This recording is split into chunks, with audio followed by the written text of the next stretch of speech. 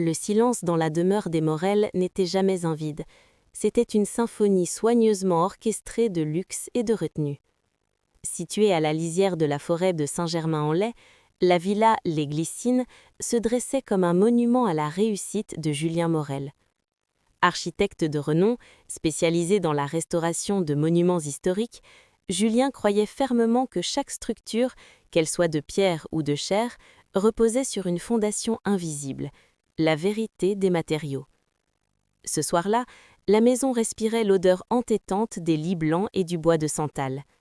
C'était leur 7e anniversaire de mariage. 7 ans, le chiffre de la plénitude, ou celui plus inquiétant de la première grande fissure. Julien se tenait devant le miroir du grand vestibule, ajustant les boutons de manchette en argent que sa femme, Éléonore, lui avait offert l'année précédente. À 42 ans, il portait sur son visage la rigueur de son métier, des traits anguleux, des yeux d'un gris d'acier qui semblaient toujours mesurer les angles et les perspectives, et un sourire rare, mais d'une sincérité désarmante. « 7 ans, murmura-t-il à son reflet. Nous avons construit une cathédrale, Éléonore et moi. Rien ne peut l'ébranler. » Dans son esprit, sa vie était un plan parfait. Il avait restauré des châteaux en ruine, transformant la pourriture en prestige. Sa femme était son chef-d'œuvre le plus précieux. Éléonore, avec sa grâce de porcelaine et son rire qui ressemblait au tintement du cristal de baccarat. Elle était la lumière qui réchauffait la froideur de ses épures et de ses maquettes. La porte d'entrée s'ouvrit sur une brise légère, apportant avec elle le parfum de J'adore de Dior, la signature olfactive d'Éléonore. Elle entra, enveloppée dans un manteau de cachemire beige, ses cheveux blonds parfaitement coiffés en un chignon bas qui dégageait son cou gracile. « Gélien, mon amour, tu es déjà prêt ?» demanda-t-elle avec une douceur qui semblait couler comme du miel. Elle s'approcha et déposa un baiser sur sa joue. Julien ferma les yeux, savourant cet instant. Pourtant, son nez d'expert capta une note discordante. Sous le parfum floral, il y avait une odeur ténue, presque imperceptible, celle de la fumée de cigarettes froides et d'un air confiné, comme celui des sous-sols. « Tu es en retard, Léo. Tes rendez-vous au comité de bienfaisance ont duré plus longtemps que prévu ?» Éléonore eut un micro-mouvement des paupières, un battement trop rapide pour être naturel. Elle se défit de son manteau, révélant une robe de soie émeraude qui soulignait sa silhouette fine. « Oh, Julien, tu sais comment est la baronne de Valmont. Elle peut parler des heures de la couleur des nappes pour le gala. J'ai cru que je ne m'en sortirais jamais. » Elle rit, un son clair, mais Julien remarqua que ses mains tremblaient légèrement en posant son sac à main Hermès sur la console en marbre. Il ne dit rien. Dans son monde, les anomalies étaient souvent dues à la fatigue. Le dîner fut servi par leur majordome dans la salle à manger aux murs ornés de boiseries sombres. La table était une œuvre d'art, argenterie polie, verre en cristal et un menu digne d'un restaurant étoilé. Julien avait tout prévu. « J'ai quelque chose pour toi », dit Julien à la fin du plat principal. Il sortit une petite boîte en velours noir nuit. À l'intérieur reposait un collier de l'époque victorienne, un entrelac d'or et de diamants taille rose. Un bijou qu'il avait traqué dans une vente à onction privée pendant des mois. Éléonore laissa échapper un soupir étouffé. Ses yeux s'embuèrent de larmes. Mais pour Julien, l'expression sur son visage ne ressemblait pas seulement à de la joie. C'était un mélange de gratitude et d'une sorte de terreur sourde. « Il est magnifique, Julien, trop magnifique. Je ne mérite pas tant de soins. »« Tu mérites tout ce qui est éternel, Léo. Notre mariage est la seule chose qui donne un sens à mon travail. Sans toi, je ne serais qu'un homme qui empile des pierres. » Elle se leva, contourna la table et l'enlaça par derrière, posant son front contre son épaule. Julien sentit la chaleur de son corps, mais il sentit aussi son cœur battre de manière erratique contre son dos, comme un oiseau piégé dans une cage dorée. Pourquoi ce tremblement, Éléonore? Est-ce le poids du collier ou le poids de ce que nous sommes devenus? J'ai passé ma vie à solidifier les structures des autres, à m'assurer que le temps n'ait aucune prise sur la pierre. Mais parfois, je regarde ton sourire et j'ai l'impression de contempler un trompe-l'œil, une fresque magnifique peinte sur un mur qui menace de s'effondrer. Mais non, c'est mon esprit de bâtisseur qui me joue des tours. La perfection est là, sous mes yeux. Après le dîner, Éléonore monta se rafraîchir. Julien resta seul dans le petit salon, un verre de cognac à la main. Le feu crépitait dans la cheminée, jetant des ombres dansantes sur les bibliothèques remplies de livres rares. C'est alors qu'il vit un reflet sous la console de l'entrée, un petit morceau de papier blanc, probablement tombé du sac d'Éléonore lorsqu'elle l'avait posé brusquement. Julien se leva. Un homme normal l'aurait ignoré ou l'aurait ramassé pour le jeter, mais Julien était un homme de détail. Pour lui, 1 millimètre d'écart dans un plan pouvait causer la ruine d'un édifice. Il ramassa le papier. Ce n'était pas un simple reçu de boutique de luxe. C'était une mise en demeure, un document officiel, froissé, portant le sceau d'une banque privée. Les mots sautèrent aux yeux de Julien comme des éclats de verre. Arriéré de paiement, hypothèque, notification de saisie. Le sang de Julien se glaça. Le montant indiqué en bas de la page était astronomique, un chiffre qui ne correspondait à rien de ce qu'ils auraient dû dépenser. Ils étaient riches, certes, mais ce document parlait d'un gouffre financier, d'une hémorragie de capitaux.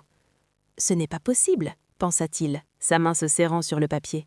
« Nous avons plus de 2 millions sur notre compte de réserve, j'ai vérifié il y a 6 mois. » Il se souvint alors qu'Éléonore gérait les comptes du foyer. Elle aimait cela, disait-elle.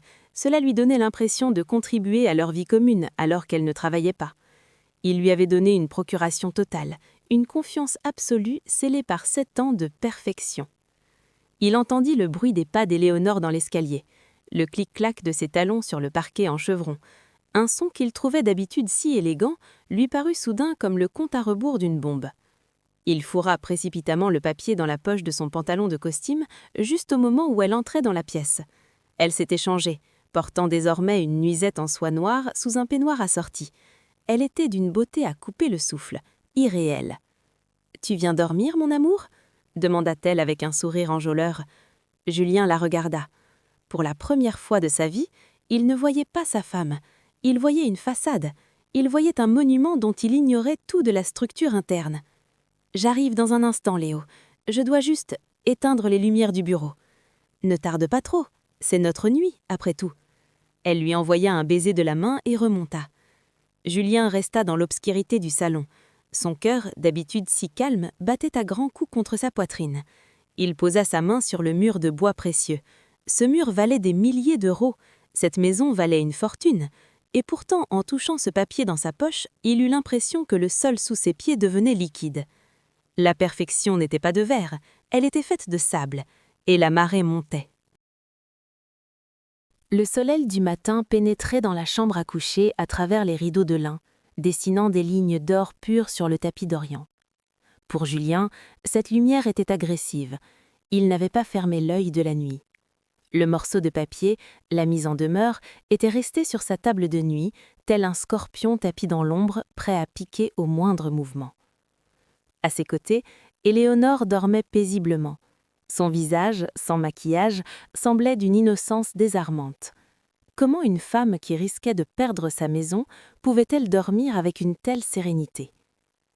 Julien l'observa, cherchant sur ses traits la trace d'une trahison, mais il ne vit que la courbe parfaite de ses cils et la régularité de sa respiration. Peut-être est-ce une erreur, pensa-t-il avec l'espoir désespéré d'un homme qui voit son monde s'effondrer. Une erreur de la banque, une confusion administrative, cela arrive tout le temps. Il se leva sans un bruit, s'habilla mécaniquement et quitta la maison avant qu'elle ne se réveille. Il avait besoin de preuves, des chiffres, pas des suppositions. À 9h05, Julien franchit les portes de la banque privée qui gérait la fortune des Morel depuis 3 générations. L'air y était feutré, l'odeur du papier glacé et du café cher flottait dans le hall. Son conseiller financier, M. Lefebvre, un homme dont la discrétion n'avait d'égal que le prix de ses costumes, l'accueillit avec un sourire qui s'effaça instantanément en voyant la mine décomposée de Julien. « Monsieur Morel, quel bon vent vous amène si tôt? Nous n'avions pas rendez-vous avant le trimestre prochain ?» Julien s'assit, ses mains croisées si fort que ses articulations blanchissaient. Il posa le document froissé sur le bureau en acajou. « Expliquez-moi ça, Lefebvre. C'est une erreur, n'est-ce pas? Une mauvaise plaisanterie ?» Lefebvre mit ses lunettes, parcourut le document, et un silence pesant s'installa dans le bureau. Le tic-tac d'une pendule ancienne semblait résonner dans le crâne de Julien comme un marteau-piqueur. Monsieur Morel, soupira Lefebvre en baissant la voix. Je pensais que vous étiez au courant. Madame Morel est venue nous voir à plusieurs reprises ces 8 derniers mois. Au courant de quoi? Rugit Julien, perdant soudain son calme légendaire. Le compte de réserve, celui que vous appelez votre fonds de sécurité, il a été vidé. Prélèvement massif, virement vers des comptes tiers et enfin la souscription d'une hypothèque de second rang sur votre propriété. Julien sentit une décharge électrique traverser sa colonne vertébrale. Vidé? Comment ça vidé? Il y avait 500 000 € de liquidité, sans compter les placements. Il reste exactement 243,62 €, monsieur Morel. Tout le reste a été retiré. À chaque fois, Madame Morel présentait votre procuration totale. Elle nous a expliqué que vous lanciez un projet de restauration privée ultra confidentiel à l'étranger. Le monde de Julien bascula. Les murs du bureau semblèrent se rapprocher pour l'étouffer. L'architecte ne voyait plus de plan, plus de structure, seulement un gouffre noir. « Un projet » murmura-t-il. « Elle a dit ça ?» Elle était très convaincante, monsieur Morel, et avec la procuration, nous n'avions aucune raison de douter. Elle semblait même très anxieuse que l'argent soit transféré rapidement. Julien quitta la banque comme un automate. Il marcha dans les rues de Paris, ignorant les passants qui le bousculaient. Il se retrouva devant un distributeur automatique. Il inséra sa carte, demanda un retrait de 500 €. Solde insuffisant. Il essaya 200 €. Solde insuffisant. Le froid de la réalité commença à geler son sang. Sa femme, sa partenaire, l'âme de sa maison, l'avait dépouillé. Pourquoi? Pourquoi? Il retourna à la villa en début d'après-midi. Éléonore était dans le jardin, coupant des roses avec un sécateur en argent, portant un grand chapeau de paille. Elle ressemblait à une peinture de Monet, une image de paix qui, pour Julien, était désormais une insulte. « Julien, tu es rentré tôt ?» dit-elle en se redressant, un sourire radieux aux lèvres. « Regarde ces roses, elles sont magnifiques cette année. » Julien s'arrêta à quelques mètres d'elle. Il ne rendit pas son sourire. Il sortit le relevé bancaire que Lefebvre lui avait imprimé et le tendit vers elle, le bras tendu, comme il tenait un serpent. « Où est l'argent, Éléonore ?» Le sourire d'Éléonore ne s'effaça pas tout de suite. Il se figea, se transforma en une sorte de masque de cire. Ses yeux s'écarquillèrent, mais elle ne baissa pas le regard. « De quoi parles-tu, chérie? Tu me fais peur avec ce ton. »« Ne joue pas à ça, » l'interrompit-il, sa voix tremblant de rage contenue. « Je sors de la banque. 500 000 €, disparus. Une hypothèque sur la maison, signée de ta main. Où est l'argent ?» Éléonore posa lentement son sécateur sur la petite table de jardin. Elle enleva ses gants avec une lenteur calculée, gagnant du temps. Quand elle releva la tête, son expression avait changé. Elle n'était plus la femme fragile du matin. Elle était sur la défensive, presque arrogante. « Julien, calme-toi. Tu cries devant les voisins. »« Les voisins? Tu te soucies des voisins alors que nous sommes ruinés ?»« Nous ne sommes pas ruinés, » dit-elle d'une voix soudainement glaciale. « J'ai pris une décision financière. Tu es toujours tellement occupé par tes vieilles pierres, tes chantiers à l'autre bout de la France. Tu ne t'occupes jamais de notre futur. J'ai investi cet argent. » « Investi? Dans quoi? Dans un casino? Dans des sacs à main? Lefebvre dit que l'argent est parti vers des comptes que je ne connais pas. C'est un placement privé, un fonds spéculatif suggéré par une amie du comité. C'est très complexe, tu ne comprendrais pas les détails techniques. C'est une opportunité pour doubler notre capital. L'argent est juste bloqué pour le moment. » Julien fit un pas vers elle, l'ombre de sa grande stature recouvrant le visage de sa femme. « Tu mens, Éléonore. Je vois le mensonge dans tes yeux comme je vois une fissure dans une arche. Tu n'as jamais rien compris à la finance. Pourquoi as-tu hypothéqué la maison si l'argent est simplement investi ?» Elle eut un moment d'hésitation, une micro-fissure dans son armure de glace. Elle s'approcha de lui, posant ses mains sur sa poitrine, essayant de retrouver son pouvoir de séduction. « Parce qu'il fallait une garantie pour le levier financier, » murmura-t-elle, ses yeux cherchant les siens. « Julien, fais-moi confiance, je fais ça pour nous, pour que nous puissions voyager, pour que tu n'aies plus à travailler autant. J'ai voulu te faire une surprise, une énorme surprise pour notre futur. » Julien l'écarta brusquement. Le contact de ses mains lui brûlait la peau. « Une surprise? Tu as transformé notre vie en un champ de mines et tu appelles ça une surprise? Pourquoi es-tu si agressif? Cria-t-elle soudain, changeant de tactique. C'est mon argent aussi. J'ai passé 7 ans à tes côtés, à entretenir cette maison, à faire de toi l'homme que tu es. Et tu m'accuses comme une criminelle pour une simple opération bancaire? Tu es paranoïaque, Julien. Ton travail te rend fou. Elle se mit à pleurer, de grosses larmes qui coulaient sur ses joues, parfaites, théâtrales. Un homme normal aurait cédé, l'aurait prise dans ses bras en s'excusant, mais l'architecte en Julien analysait la structure de sa réaction. C'était trop rapide, trop bruyant. C'était une diversion. Regarde-la. Elle pleure pour cacher le vide. Elle crie pour étouffer le bruit de la vérité. Est-ce là la femme que j'ai aimée? Ou ai-je épousé une illusion d'optique? Elle parle d'investissement, mais son regard fuit vers le portail, comme si elle attendait que quelqu'un vienne la sauver de mes questions. La fissure est là. Elle est profonde. Elle traverse tout l'édifice de notre mariage. Et si je ne fais rien, tout va s'écrouler sur nos têtes. Éléonore s'enfuit vers la maison, feignant une crise de nerfs, le laissant seul au milieu des roses. Julien ramassa le sécateur qu'elle avait laissé tomber. Il le serra si fort que la pointe entama la paume de sa main. Une goutte de sang tomba sur un pétale blanc. La première fissure était ouverte, et Julien savait, au plus profond de son âme, que ce n'était que le début de l'effondrement. La pluie battait contre les vitres du bureau de Julien avec une régularité de métronome. À l'intérieur, l'atmosphère était lourde de la fumée de cigarettes que Julien enchaînait, lui qui avait arrêté de fumer depuis des années. Sur son immense table à dessin, il n'y avait plus de plans de cathédrale ou de manoir, mais des relevés bancaires, des post-it griffonnés et des photos prises à la dérobée. Julien avait appelé Marc, son ami d'enfance, un homme dont la carrière dans l'audit financier international l'avait rendu cynique face à la nature humaine. « Julien, tu es sûr de vouloir faire ça ?» avait demandé Marc en arrivant. « Parfois, il vaut mieux ne pas savoir jusqu'où va le terrier du lapin. » « J'ai passé ma vie à m'assurer que les murs sont d'aplomb, Marc. Je ne peux pas vivre dans une structure qui s'effondre.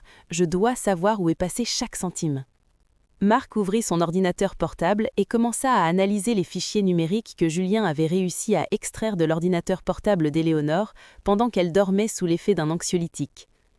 Pendant que Marc travaillait, Julien se livrait qu'à une fouille systématique de la maison.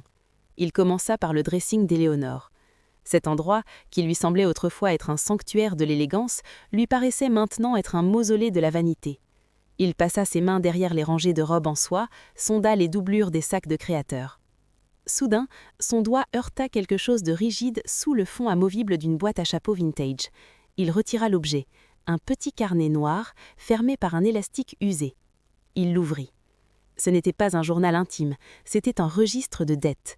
Des noms de code, des dates et des montants suivis de signes négatifs.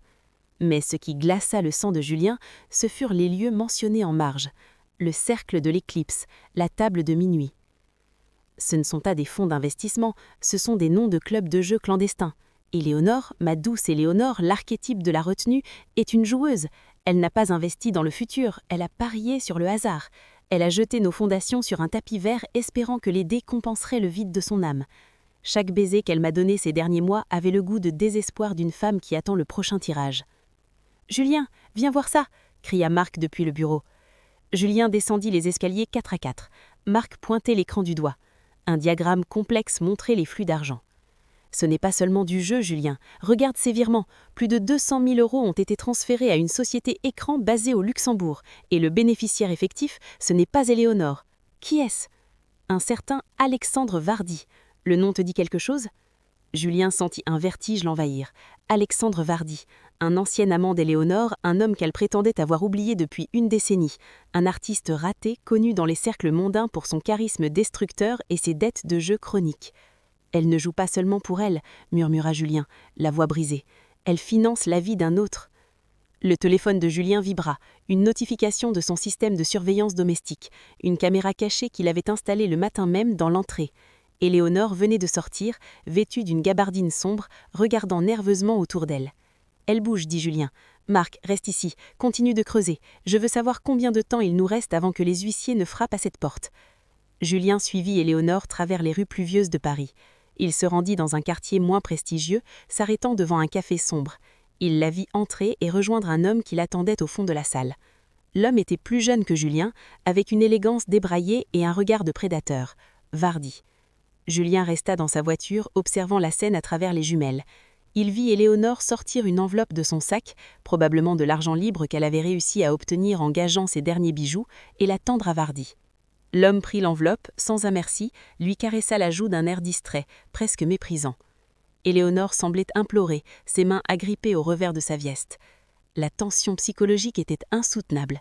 Julien voyait sa femme, la reine de sa demeure, se comporter comme une mendiante devant un parasite. Soudain, Vardi se leva brusquement, laissant Éléonore seule à la table, la tête entre les mains. Elle resta là, prostrée, pendant de longues minutes. Julien ressentit une pulsion contradictoire. Courir vers elle, la secouer, l'insulter, ou simplement pleurer avec elle. Mais l'architecte reprit le dessus. Un bâtiment condamné ne se sauve pas avec des larmes. On l'étaye ou on le démolit. Il retourna à la maison avant elle. Marc l'attendait avec une nouvelle qui fit l'effet d'une détonation. « Julien, j'ai trouvé le contrat de l'hypothèque. Ce n'est pas une banque classique qui détient la créance. C'est une société de recouvrement privé liée à Vardi. Ils ont mis une clause de remboursement immédiat. »« Combien de temps ?» demanda Julien les yeux fixes. « 48 heures, Julien. Dans 48 heures, s'ils n'ont pas la totalité de la somme, ils ont le droit de saisir tout ce qui se trouve ici. Les meubles, l'art, les murs, absolument tout. » Julien regarda autour de lui. Les moulures au plafond, le parquet qu'il avait fait poser avec tant de soin, les souvenirs accrochés au mur. Tout cela ne lui appartenait déjà plus. C'était déjà le décor d'une pièce de théâtre dont il n'était plus le metteur en scène. Le bruit de la clé dans la serrure retentit. Éléonore était de retour. « Marc, cache-toi dans la bibliothèque », ordonna Julien d'une voix basse et tranchante. Éléonore entra dans le salon. Elle semblait épuisée, ses vêtements mouillés collant à son corps. En voyant Julien assis dans le noir, elle sursauta. « Julien, tu m'as fait peur. Pourquoi ne pas avoir allumé ?»« J'admire la vue, Éléonore. Je regarde comment l'ombre dévore les angles de cette pièce. C'est fascinant, la vitesse à laquelle l'obscurité s'installe quand on ne fait pas attention. » Elle essaya de rire, un son brisé et pathétique. « Tu es si dramatique ce soir. Je vais prendre un bain chaud. Tu l'as vu, n'est-ce pas, Alexandre ?» Le silence qui suivit fut si dense qu'on aurait pu le découper au couteau. Éléonore se figea, son visage perdant toute couleur. Elle ouvrit la bouche, mais aucun son n'en sortit. « Ne prends pas la peine de mentir », continua Julien en se levant lentement. « La structure est exposée, Éléonore. Le béton est pourri. 48 heures. C'est le temps qu'il nous reste avant de devenir des sans-abri à cause de ton amant et de tes jetons de casino. » Éléonore tomba à genoux, non pas par remords, mais par pur effondrement physique. Elle commença à sangloter de manière hystérique. « Julien, t'en supplie, il me faisait chanter. Il menaçait de tout te dire sur mon passé, sur l'argent que j'avais emprunté avant notre mariage. J'ai voulu arranger les choses. Je voulais juste protéger notre image. » Julien la regarda de haut avec un dégoût si pur qu'il en était presque beau. « Protéger notre image, tu as vendu l'âme de cette maison pour protéger un mirage. » Il fit un pas vers elle et murmura, sa voix étant un sifflement de serpent. « Mais ne t'inquiète pas, ma chère femme, j'ai une solution. Pour les prochaines 48 heures, tu vas faire exactement ce que je te dis. Nous allons donner à Vardi et à ses créanciers exactement ce qu'ils méritent. » L'investigation était terminée, le diagnostic était posé. La maison était morte, il ne restait plus qu'à organiser les funérailles. L'aube se leva sur Saint-Germain-en-Laye avec une douceur insultante. Après la tempête de la veille, le ciel était d'un bleu azur, limpide, sans une seule cicatrice de nuages. Dans la villa, les Glycines, le silence était revenu. Mais ce n'était plus le silence de la paix, c'était le silence oppressant d'une tranchée avant l'assaut. Julien descendit l'escalier, ses pas résonnant sur le bois ciré. Il s'attendait à trouver une maison en deuil, une femme prostrée. Au lieu de cela, une odeur de café frais et de brioches chaudes flottait dans l'air. Dans la cuisine baignée de lumière, Éléonore s'activait. Elle portait une robe d'été légère, ses cheveux nattés sur le côté, un air de détermination sereine sur le visage. En voyant Julien, elle affichait un sourire fragile, presque timide, comme si les événements de la veille n'avaient été qu'un mauvais rêve. « Bonjour mon amour, je t'ai préparé ton petit déjeuner préféré, les œufs brouillés à la truffe, comme tu les aimes. » Julien s'arrêta au seuil de la pièce. Il l'observait avec une curiosité presque clinique. Cette capacité à changer de peau, à effacer la laideur pour ne présenter que le vernis, le fascinait autant qu'elle le dégoûtait. « Tu es bien matinale après une telle nuit, Éléonore ?» Elle posa la poêle, s'approcha de lui et prit ses mains dans les siennes. Ses doigts étaient chauds, sa peau douce. Elle leva vers lui ses grands yeux bleus, encore légèrement rougis, mais pleins d'une lueur d'espoir. « Julien, j'ai réfléchi toute la nuit. J'ai été stupide, j'ai été faible, mais je n'ai pas dit mon dernier mot. J'ai appelé un contact à Genève ce matin, un ancien associé de mon père. Il est prêt à nous prêter la somme nécessaire pour racheter l'hypothèque. C'est une question de jours, peut-être d'heures. Tout va s'arranger. » Elle parlait avec une conviction telle qu'un homme moins averti aurait succombé. C'était la stratégie du « miracle », inventer une issue de secours imaginaire pour paralyser l'adversaire. Regardez ce chef-d'œuvre de tromperie. Elle cuisine pour le condamner tout en tressant la corde. Ce contact à Genève n'existe pas plus que sa loyauté. Elle cherche à gagner du temps, à m'endormir pour que je ne pose plus de questions, pour que je ne vois pas le gouffre qui s'élargit sous nos pieds. Mais je vais lui donner ce qu'elle veut. Je vais lui offrir le spectacle de ma propre faiblesse. Pour détruire une menteuse, il faut devenir le mensonge soi-même. Julien laissa ses épaules s'affaisser. Il soupira longuement, feignant un épuisement total, et laissa sa tête retomber contre le cadre de la porte. « Tu es sérieuse, Genève? Pourquoi ne pas l'avoir dû plus tôt ?»« J'avais honte, Julien, tellement honte. Je voulais régler ça toute seule pour redevenir la femme dont tu es fière. Est-ce que tu peux me pardonner?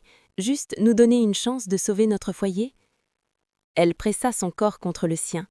Julien sentit le parfum de ses cheveux, le même parfum qui l'avait envoûté 7 ans plus tôt. Il passa ses bras autour d'elle, mais ses mains restèrent crispées, les ongles s'enfonçant légèrement dans le tissu de sa robe. « Si ce que tu dis est vrai, Léo, si on peut sauver la maison, alors peut-être, mais je ne veux plus de secrets, plus jamais. »« Plus jamais, je te le jure sur ma vie !» s'exclama-t-elle, une larme de soulagement, fin ou réelle, coulant sur sa joue. La journée qui suivit fut une mascarade grotesque de bonheur retrouvé. Éléonore était partout, aux petits soins, riant de ses propres blagues, planifiant déjà des travaux de rénovation pour fêter leur nouveau départ. Elle agissait comme si le compte à rebours de 48 heures n'existait plus, comme si Alexandre Vardy n'était qu'une ombre lointaine. Vers midi, elle insista qu'il déjeune sur la terrasse. Elle avait sorti la plus belle nappe et ouvert une bouteille de cristal Roderer. « À nous, Julien, à notre résilience !» Julien leva son verre, le regard fixe. « À la maison, Éléonore, à chaque mur, chaque meuble, chaque souvenir qu'elle contient. Que rien ne soit perdu. » Éléonore but avec avidité, ses yeux brillants d'une excitation fébrile. Elle pensait avoir gagné, elle pensait que son mari, l'architecte logique, était redevenu l'esclave de ses sentiments. Soudain, le téléphone d'Éléonore vibra sur la table. Elle le saisit avec une rapidité de serpent, mais passe assez vite pour que Julien ne voie pas le nom s'afficher. V. C'est la baronne pour le gala, balbutia-t-elle en s'éloignant pour répondre.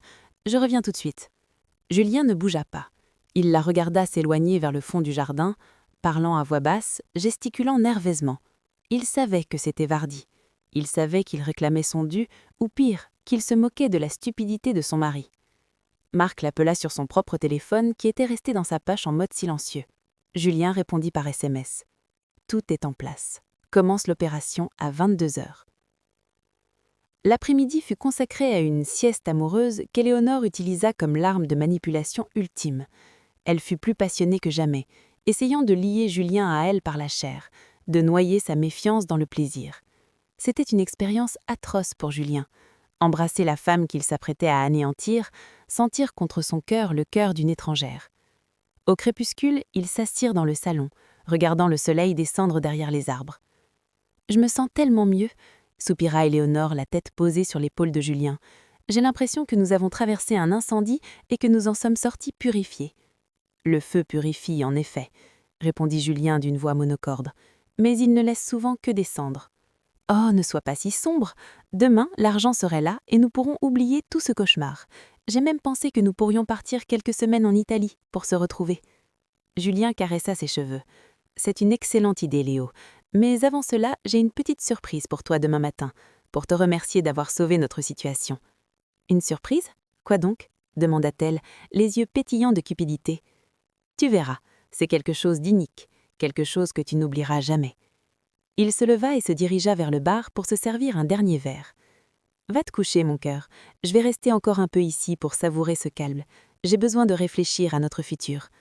Ne tarde pas trop, murmura-t-elle en déposant un baiser sur ses lèvres avant de monter à l'étage, convaincue de sa victoire totale.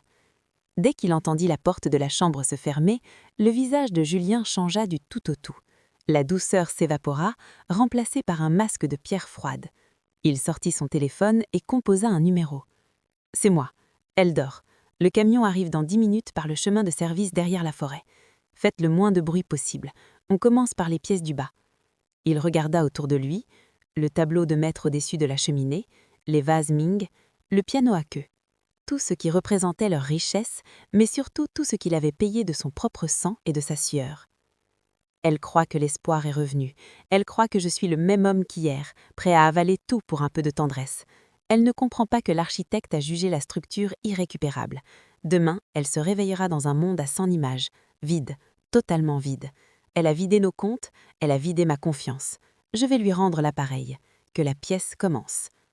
Dans l'obscurité, des silhouettes commencèrent à s'activer autour de la maison. Le bal de la dépossession venait de débuter. Éléonore dormait du sommeil du juste, rêvant sans doute de ses futurs diamants à Genève, tandis que sous ses pieds, son royaume s'évaporait, centimètre par centimètre. Le réveil d'Éléonore fut bercé par une étrange sensation de légèreté. Pendant quelques secondes, allongée dans la pénombre de la chambre, elle savoura ce qu'elle croyait être sa victoire. Julien avait mordu à l'hameçon. Le mensonge de Genève avait fonctionné. Elle se voyait déjà récupérer les fonds d'Alexandre, manipuler les comptes une dernière fois et s'en sortir indemne comme elle l'avait toujours fait. « Julien » murmura-t-elle d'une voix ensommeillée. Pas de réponse. Le côté gauche du lit était froid.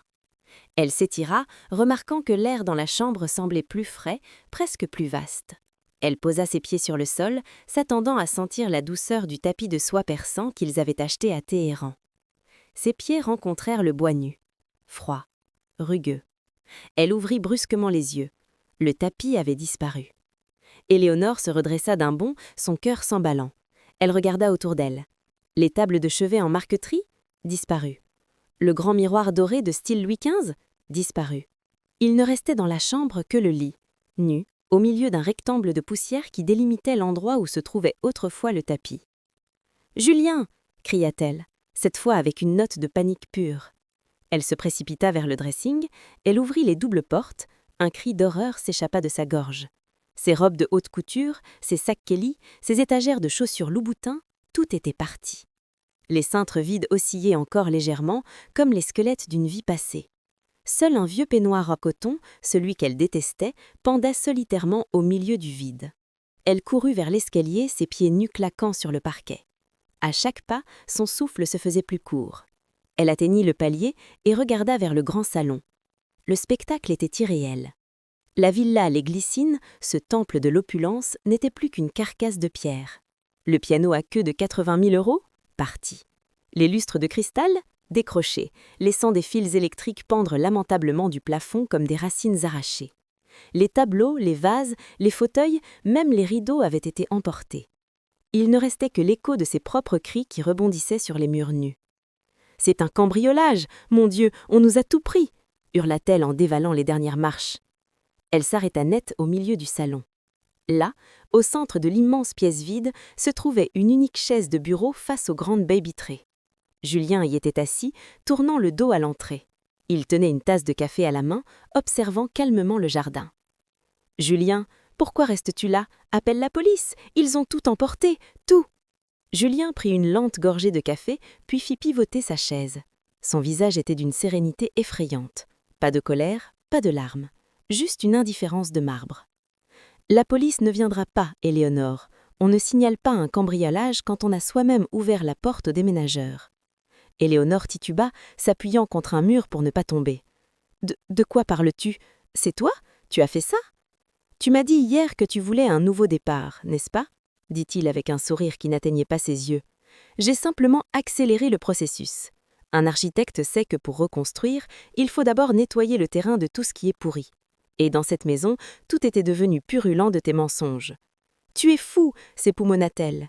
Ces meubles, cette collection, c'est notre vie, c'est ma fortune. Ta fortune, riconna Julien, se levant lentement. C'est l'argent de mon travail, Éléonore, l'argent que tu as déjà vendu à Alexandre Vardi. J'ai simplement décidé de choisir moi-même les acheteurs avant que tes créanciers ne viennent se servir. Tout a été vendu cette nuit. Des collectionneurs privés, des revendeurs à l'étranger. L'argent est déjà sur un compte auquel tu n'as pas accès. Le visage d'Éléonore se décomposa. La rage commençait à remplacer la peur. Tu n'as pas le droit, je vais te traîner en justice, je vais dire que tu m'as forcé, que tu m'as volé. Fais donc. Mais avant, explique au juge pourquoi ton nom apparaît sur des registres de jeux clandestins. Explique-lui pourquoi tu as transféré 200 000 € à ton ancien amant pendant que je payais les factures. Explique-lui l'hypothèque frauduleuse. Il s'approcha d'elle, l'acculant contre le mur froid. L'odeur de son café se mêlait à l'odeur de la poussière soulevée par le déménagement. Tu pensais que j'étais l'idiot du village, Léo? L'artiste rêveur qui ne voit pas ce qui se passe sous son propre toit? J'ai restauré des monuments qui ont survécu à des guerres. Tu pensais vraiment que tes petits tours de passe-passe allaient m'échapper? Éléonore tenta de le gifler, mais elle lui saisit le poignet avec une force qui la fit gémir. « Écoute-moi bien, dit-il d'une voix basse et tranchante, ce n'est pas le plus beau. Le twist, comme disent les Américains, le voici. Alexandre Vardi ne t'attend pas, il ne t'a jamais aimé. Tu mens, il a besoin de moi. Il a besoin d'argent, nuance. Et j'ai eu une conversation très intéressante avec lui ce matin à 4 heures. Je lui ai proposé un marché, je lui ai racheté l'hypothèque de la maison, personnellement. » Éléonore sentit le sol se dérober sous ses pieds. « Tu as racheté l'hypothèque ?» « Oui, je suis maintenant ton seul et unique créancier, Éléonore. Tu ne dois plus rien à la banque, tu ne dois plus rien à Vardi, tu me dois tout à moi. Cette maison est à mon nom seul désormais, et puisque tu as vidé nos économies, tu vas devoir trouver un moyen de me rembourser. » Il la lâcha brusquement, comme s'il craignait d'être contaminé.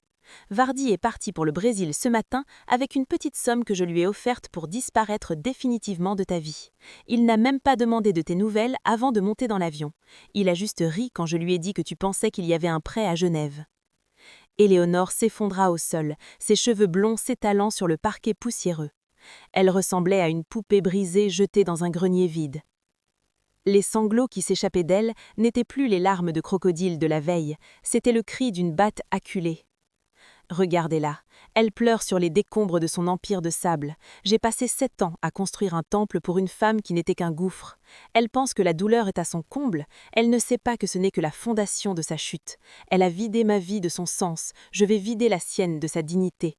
On ne restaure pas une âme en ruine, on la regarde s'effondrer jusqu'à ce qu'il ne reste plus rien, pas même un souvenir.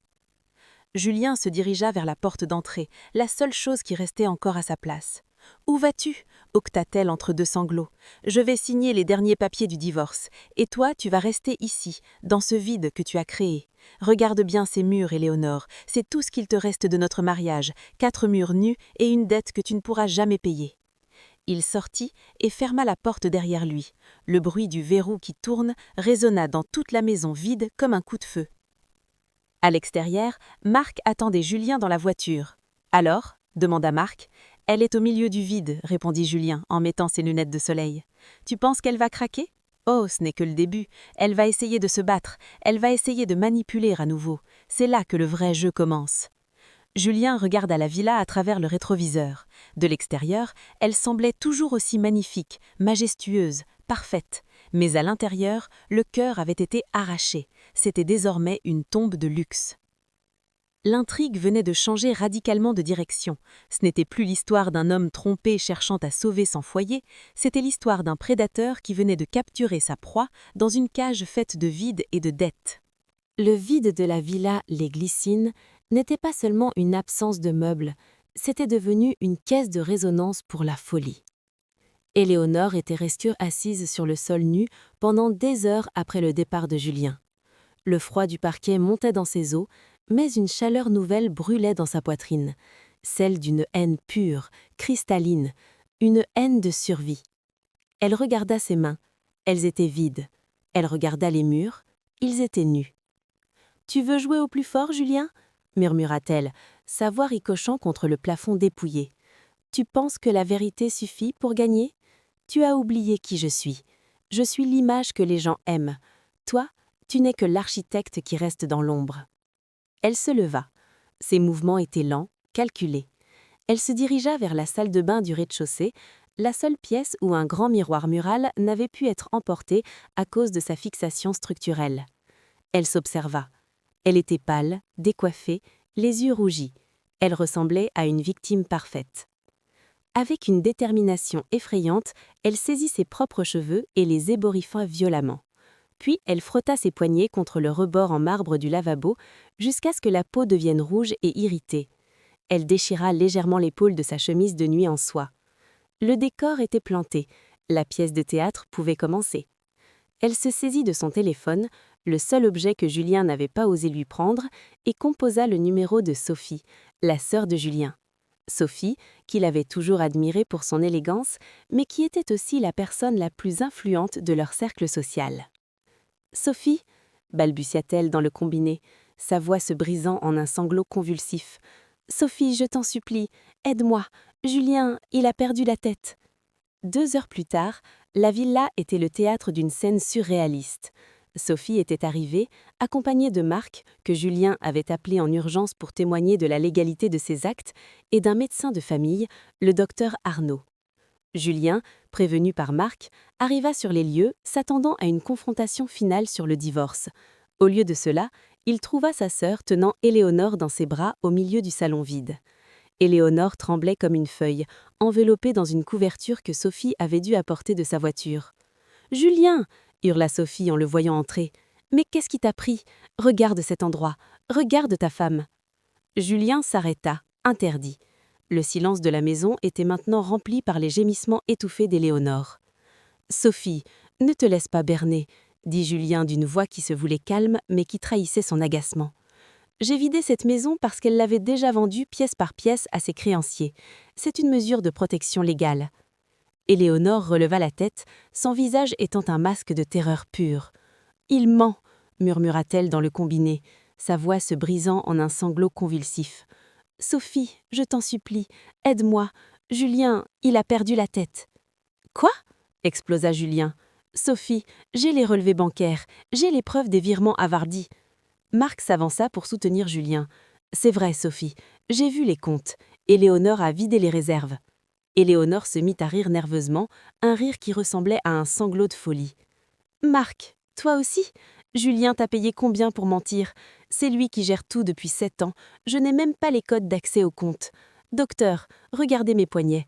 Il m'a tenu de force ce matin quand je voulais appeler la police parce qu'il faisait enlever les meubles. » Le docteur Arnaud examina les marques rouges sur les poignets d'Éléonore.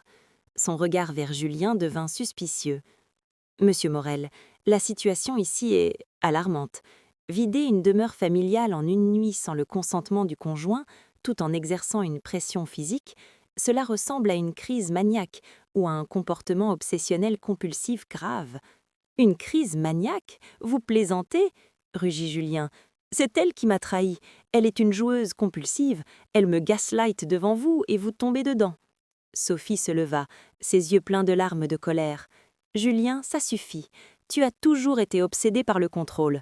Tout devait être parfait, d'aplomb, structurel. Tu as fini par briser l'humain à force de vouloir redresser les murs. Regarde-toi, tu cries dans une maison vide que tu as dévastée toi-même. Qui est le fou ici? L'homme qui détruit son foyer ou la femme qui pleure sur les ruines ?» Julien sentit un froid polaire l'envahir. Il regarda Marc, son dernier allié. Marc semblait mal à l'aise, évitant le regard de Sophie. La manipulation d'Éléonore était si parfaite, si émotionnellement chargée, que les preuves mathématiques commençaient à paraître froides et insignifiantes face à ses larmes. Éléonore s'approcha lentement de Julien. Elle se plaça juste devant lui, si près qu'il pouvait sentir son souffle. Les autres étaient trop loin pour entendre ce qu'elle allait murmurer. « Tu vois, Julien ?» murmura-t-elle avec un sourire invisible pour les autres. « La vérité n'a pas d'importance. Seul le récit compte. Et dans mon récit, tu es le monstre qui a tout brisé. Tu vas finir seul dans ton architecture parfaite, avec pour seule compagnie tes relevés bancaires. » Puis, elle s'effondra à nouveau en criant « Non, ne me touche pas, ne me fais plus de mal. »« Je ne t'ai même pas touché !» hurla Julien, faisant un pas en arrière comme s'il avait vu le diable. « Ça suffit !» trancha Sophie. « Docteur, aidez-moi à l'emmener chez moi. Julien, je ne veux plus te voir, pas avant que tu n'aies vu un psychiatre. Tu as détruit 7 ans de vie en une nuit de folie. » Ils sortirent, emmenant Éléonore qui jouait la fragilité jusqu'au bout, se laissant porter comme une sainte martyre. Julien resta seul, vraiment seul cette fois. Est-ce cela l'effondrement final? Non pas quand les murs tombent, mais quand le sens des mots s'inverse. Elle a transformé mon acte de justice en un crime de démence. Elle a utilisé ma précision contre moi, faisant de ma rigueur une pathologie. Je regarde ce salon vide et pour la première fois je doute. Suis-je vraiment celui que je pense être? Ou a-t-elle raison? Suis-je devenu le monstre à force de chasser les ombres? Non, c'est son dernier piège, le plus cruel. Elle veut me voler ma raison après avoir volé mon argent. Julien s'assit par terre, là où elle était quelques minutes plus tôt. Le silence revint, plus lourd qu'avant. Il réalisa que dans la guerre émotionnelle, la victime la plus bruyante est toujours celle qu'on croit, même si elle tient le couteau dans son dos. Il prit son téléphone et vit un message de Marc qui venait de partir. « Désolé, Julien, le spectacle était trop fort. Même moi, j'ai eu un doute. Fais attention à toi. Elle est plus dangereuse que ce que les chiffres disent. » La solitude de Julien était désormais absolue. Il avait la maison, il avait l'argent des meubles, il avait la preuve de la trahison, mais il avait perdu son honneur et sa famille en un acte de vengeance trop parfait. La villa Les Glycines n'était plus une maison. C'était une cage de résonance pour les fantômes de 7 années de mensonges. La nuit était tombée, une nuit sans lune, aussi noire que l'encre que Julien utilisait autrefois pour ses plans de jeunesse. Il n'y avait plus d'électricité. Il n'avait pas pris la peine de rallumer les plombs après le départ des déménageurs.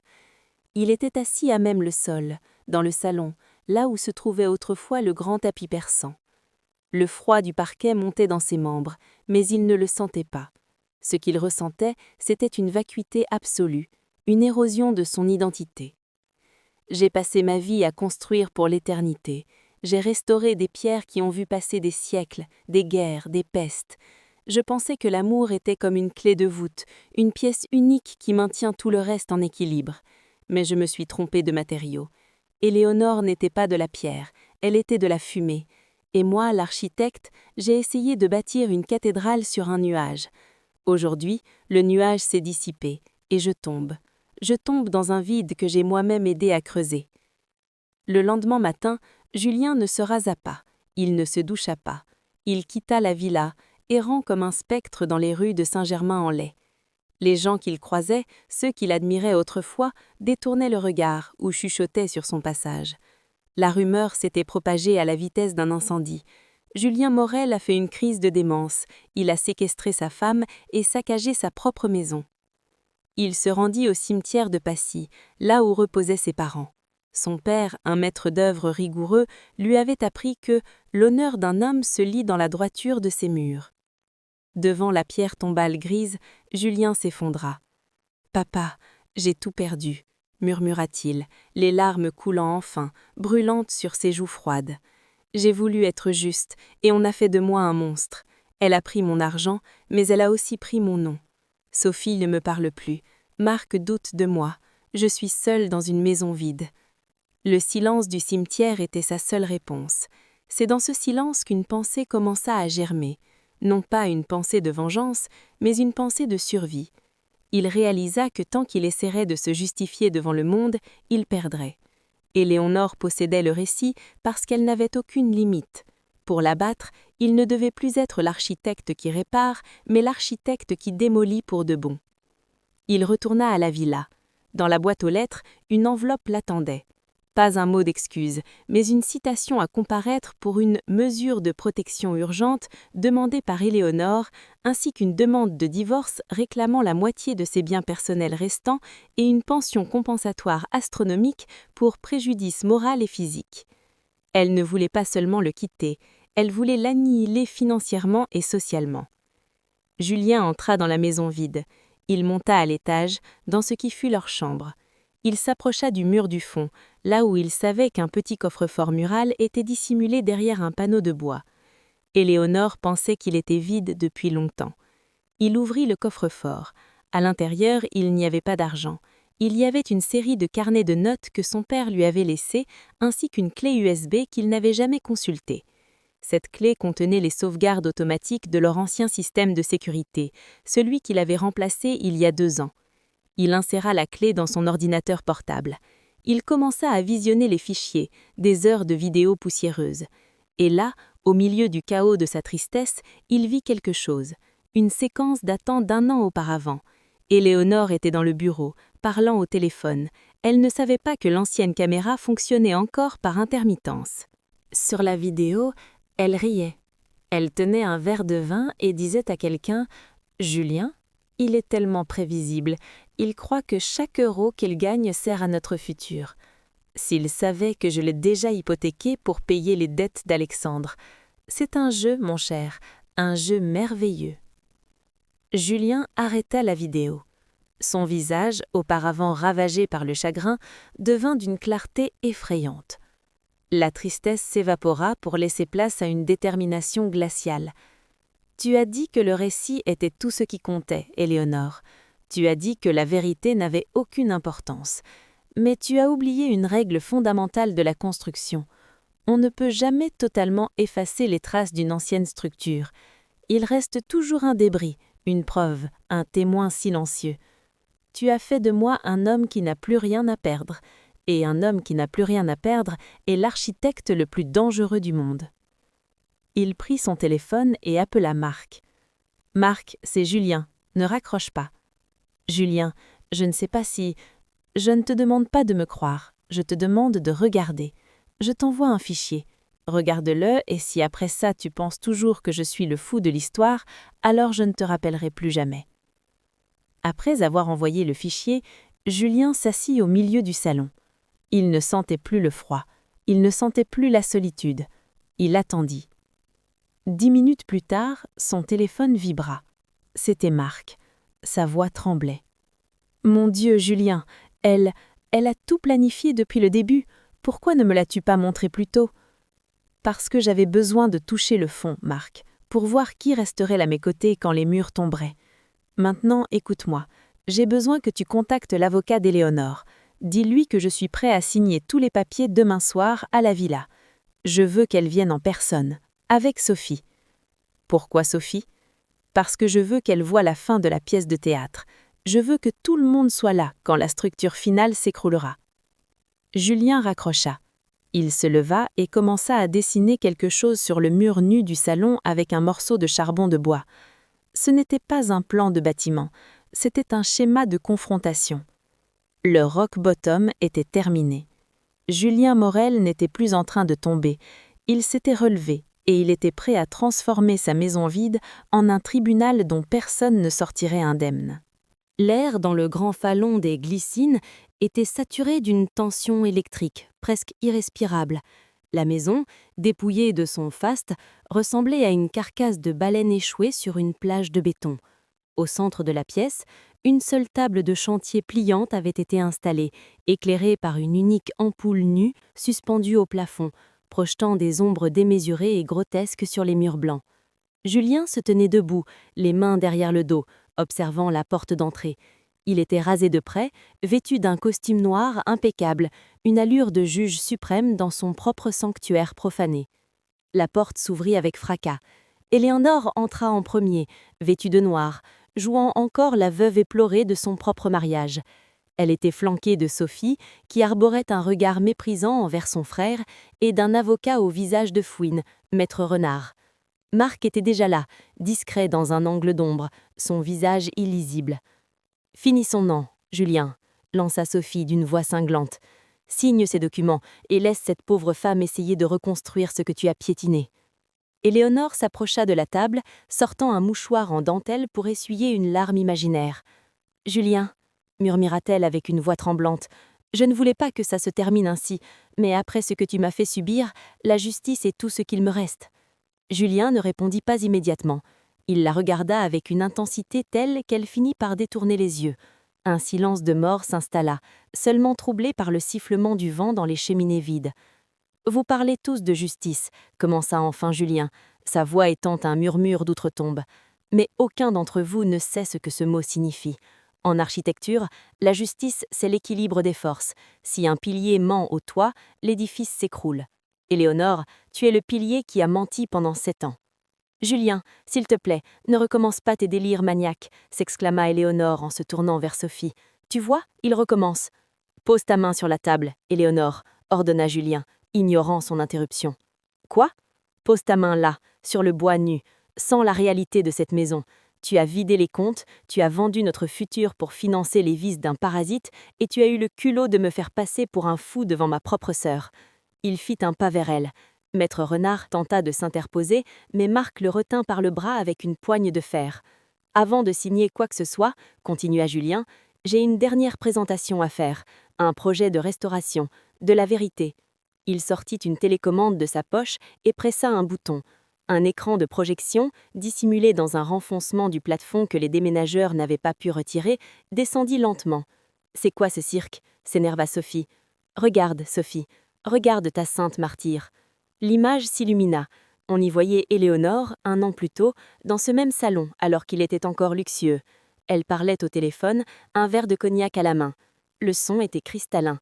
Mais non, Alex, il ne soupçonne rien. Julien est trop occupé à redresser les murs de l'église de Saint-Paul pour remarquer que les siens s'effritent. J'ai déjà transféré les 50 000 de ce matin. Si on perd encore au poker ce soir, je signerai une autre avance sur l'hypothèque. Il signe tout ce que je lui donne sous prétexte de gestion administrative. C'est d'une simplicité presque ennuyeuse. Éléonore devint livide.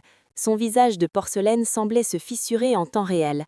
Elle tenta de se précipiter vers l'ordinateur de Julien, mais il l'écarta d'un geste ferme. « Ce n'est pas tout », dit Julien, dont les yeux brûlaient d'une rage froide.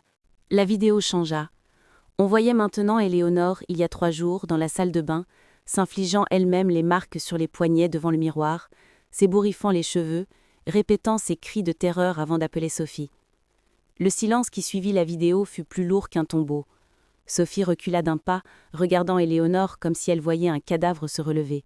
« Éléonore » balbutia Sophie. « Tu as fait ça ?»« C'est un montage !» hurla Éléonore, sa voix devenant stridente, perdant toute son élégance. « C'est une IA. Il a fabriqué ça pour me détruire. Maître Renard, faites quelque chose !» Julien rit, un rire sec, dépourvu de joie. « Un montage ?» Marc a déjà certifié l'authenticité des fichiers auprès d'un expert judiciaire cet après-midi. Les métadonnées sont indiscutables. Mais tu as raison sur un point, Éléonore. Je suis là pour te détruire, comme on détruit un mur porteur devenu dangereux. Il sortit un document de la table. Ce n'était pas le divorce. Voici ton véritable bilan, Éléonore. J'ai racheté tes dettes, toutes tes dettes, à Vardy, au club de jeu, à la banque. Je suis ton seul propriétaire légal. Et ce soir, j'ai déposé une plainte pour fraude, abus de confiance et dénonciation calomnieuse. Les policiers sont en bas. Ils attendent que nous ayons fini cette petite réunion de famille. Éléonore changea soudain de tactique. Elle tomba à genoux, essayant de saisir la main de Julien. « Julien, je t'aime. J'étais malade. C'est une addiction. J'ai besoin d'aide, pas de prison. Sophie, aide-moi. Tu sais combien je souffre. » Sophie, dont le visage était déformé par la honte et la colère, la repoussa d'un coup de pied dégoûté. « Ne me touche pas, espèce de serpent. J'ai failli abandonner mon propre frère pour toi. J'ai cru tes mensonges, j'ai insulté le sang de mon sang pour une actrice de seconde zone. » Julien se pencha sur Éléonore, son visage n'étant qu'à quelques centimètres du sien. « Tu m'as demandé pourquoi j'avais vidé la maison, Léo. Ce n'était pas seulement pour l'argent. C'était pour que tu puisses voir ton âme. Regarde autour de toi. Ce vide, ce froid, cette absence de tout, c'est toi. Tu n'es qu'une pièce vide avec de belles moulures. Et maintenant, je vais t'arracher les moulures. »« Je vais te tuer !» hurla Éléonore, ses yeux injectés de sang, ses ongles griffant le bois de la table. « Je vais dire que tu m'as séquestré ce soir. » Trop tard, intervint Marc en montrant son téléphone qui enregistrait en direct. Tout est déjà transmis au procureur. Julien se redressa, réajustant son veston. « Maître Renard, je vous suggère de conseiller à votre cliente de garder le silence. Sophie, Marc, sortons. Cette structure est officiellement condamnée. »« Tu ne peux pas me laisser ici !» cria Éléonore alors qu'il se dirigeait vers la porte. « Julien, on a 7 ans de vie commune !» Julien s'arrêta sur le seuil. Il ne se retourna pas. « 7 ans de chantier, Éléonore, mais j'ai fini par réaliser que je resterais une ruine qui n'en valait pas la peine. Adieu. » Il ferma la porte à clé, laissant Éléonore seule dans le noir total, ses cris étouffés par les murs épais qu'il avait lui-même consolidés au fil des années. C'est fait. Le poids est levé. La poussée d'Archimède du mensonge a enfin cessé de me noyer. Elle pensait que le vide était ma faiblesse. Elle n'a pas compris que le vide est l'outil de travail de l'architecte. On ne bâtit rien sur des décombres, on nettoie, on purifie, on attend que le sol soit nu. Je marche vers la lumière de la ville, Et pour la première fois depuis 7 ans, je n'entends plus le bruit des frissons. Je suis libre. Au pied de la villa, les gyrophares bleus de la gendarmerie commençaient à balayer la façade des Glycines. Julien passa devant les policiers sans un regard, montant dans sa voiture. Il ne regarda pas le rétroviseur. La démolition était terminée.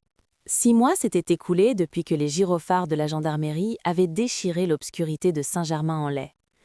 La villa Les Glycines n'était plus qu'un nom sur un acte de vente notarié. Julien avait vendu la propriété à une fondation d'art, s'assurant que ce lieu, souillé par tant de faux semblants, devienne un espace de création pure et de transparence. Julien se trouvait désormais à des centaines de kilomètres de là, dans un petit village du Luberon, au cœur de la Provence. Le ciel y était d'un bleu plus profond, moins lourd que celui de Paris. Il ne travaillait plus sur des châteaux majestueux ou des hôtels particuliers. Devant lui se dressait une humble chapelle romane du XIIe siècle, dont les murs de pierre sèche menaçaient de s'effondrer. Il portait des vêtements simples, un pantalon de travail taché de chaux et une chemise en lin. Ses mains, autrefois si soignées, étaient désormais marquées par le contact direct avec la pierre et le mortier. J'ai longtemps cru que la beauté d'un édifice résidait dans son ornementation, dans la richesse de ses boiseries et l'éclat de ses dorures. Je me trompais. La beauté, la vraie, réside dans ce qui tient debout quand on retire tout le reste. Il m'a fallu tout perdre, mon argent, mon foyer, l'image que j'avais de ma propre vie, pour comprendre que les fondations les plus solides ne sont pas faites de béton, mais d'intégrité. On ne peut pas restaurer ce qui est intrinsèquement pourri. Parfois, la seule solution est de laisser le vieux monde mourir pour que le nouveau puisse enfin respirer. Le procès d'Éléonore avait été rapide et dévastateur pour elle. Les preuves fournies par Julien et Marc étaient irréfutables. Reconnue coupable d'abus de confiance aggravés, de fraude hypothécaire et de dénonciation calomnieuse, elle avait été condamnée à 3 ans de prison, dont 2 fermes. Mais pour Julien, la sentence judiciaire n'était qu'une formalité. La véritable prison d'Éléonore était celle qu'elle s'était construite elle-même. Un monde où elle n'avait plus personne à manipuler, plus de miroir pour refléter son mensonge. Marc lui envoyait parfois des nouvelles. Éléonore, derrière les barreaux de la prison pour femmes de Versailles, essayait encore de jouer les victimes, mais sans son luxe et son audience mondaine, sa magie ne fonctionnait plus. Elle était devenue une ombre parmi les ombres. Un bruit de gravier annonça une visite. Une voiture s'arrêta au bas du sentier. Sophie en sortit. Elle semblait plus apaisée, bien que ses yeux portent encore la trace d'une culpabilité qu'elle avait du mal à effacer. Elle s'approcha de Julien, qui descendait de son échafaudage. « C'est magnifique, Julien, » dit-elle en regardant la chapelle. « C'est honnête. » C'est le mot juste, Sophie. Honnête. Ici, il n'y a pas de place pour le trompe-l'œil. Chaque pierre doit porter le poids de celle qui est au-dessus d'elle. Si une seule triche, tout tombe. Sophie baissa les yeux. « Je suis venue te demander pardon, encore une fois. J'ai été si aveugle, j'ai cru que ces larmes étaient la vérité. » Éléonore connaissait nos faiblesses, Sophie. Elle savait que nous aimions la perfection, et elle nous a servi l'illusion de la perfection sur un plateau d'argent. Ne t'en veux plus. Sans cet effondrement, je serais encore en train de construire des palais sur du sable. Ils marchèrent ensemble vers un petit banc de pierre surplombant leur allée. Le soleil commençait sa descente, baignant les oliviers d'une lumière dorée. « Et Vardy ?» demanda Sophie. « Il a été arrêté au Brésil pour une autre affaire de fraude internationale. Il ne reviendra jamais, » répondit Julien avec une indifférence totale. Il n'était qu'un symptôme de la maladie d'Éléonore. Le vrai problème, c'était le vide en elle qu'elle essayait de combler avec le chaos. Sophie regarda son frère, frappée par la sérénité qui émanait de lui. « Tu ne te sens pas seule ici ? » ?»« Jamais. Pour la première fois de ma vie, j'habite ma propre existence. Je n'ai plus besoin de murs immenses pour me sentir en sécurité. Mon foyer, c'est ce que je porte en moi. » Julien sortit de sa poche une petite pierre plate, parfaitement lisse, qu'il avait ramassée le matin même. « Tu vois cette pierre ? Elle a été roulée par les eaux pendant des siècles avant de finir ici. Elle n'a pas besoin de parure pour être ce qu'elle est. C'est ce que je veux devenir, Sophie.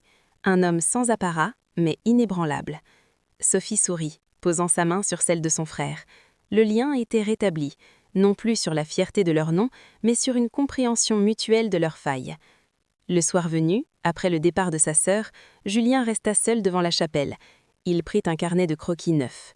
Sur la première page, il ne dessina pas de plan complexe, il écrivit simplement une phrase. « Le foyer commence là où les mensonges s'arrêtent. » Il regarda vers l'horizon, la villa Les Glycines était loin.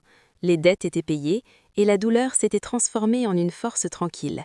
Il savait que la ville lui réserverait d'autres tempêtes, mais il n'avait plus peur.